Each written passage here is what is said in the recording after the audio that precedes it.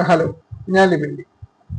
അപ്പൊ ഞാനിപ്പോ അതായത് ഇപ്പൊ വേൾഡ് കപ്പിന്റെ സമയമല്ല. അപ്പൊ ഞാൻ ഈ കൊല്ലാണ് ആദ്യമായിട്ട് വേൾഡ് കപ്പ് കൊണ്ട് മെയിൻ ആയിട്ട് കാണുന്നതെന്ന് പറയാം. കാരണം ഫസ്റ്റ് മാച്ച് ആണെങ്കിൽ നമ്മൾ എല്ലാ ദിവസവും മിക്ക ദിവസങ്ങളും കാണാറുണ്ട്.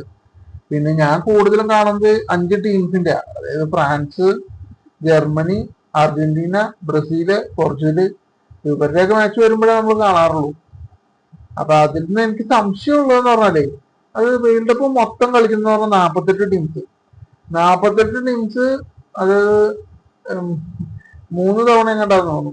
എനിക്ക് കൂടുതൽ വ്യക്തമായിട്ട് അറിയില്ല, അറിയണവര് പറ. കാരണം 48 ടീംസ് കളിക്കുന്നുണ്ട്. പിന്നെ അതിൽ നിന്ന് സെലക്ട് ആവണവരെന്ന് പറഞ്ഞാൽ അടുത്ത കളി എന്ന് പറഞ്ഞാൽ 32 ടീമാണ്. അത് എനിക്ക് എത്ര വിചാരിച്ചിട്ടും മനസ്സിലാവില്ല.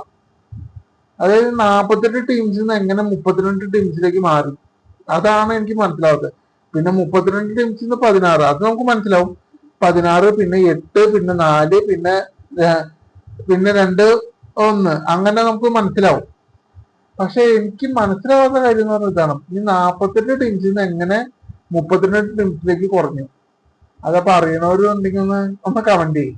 കാരണം എനിക്ക് എത്ര നോക്കിയിട്ട് മനസ്സിലാവില്ല. ഞാൻ ആരുടെ ചോദിച്ചിട്ടും അറിയണവരില്ല.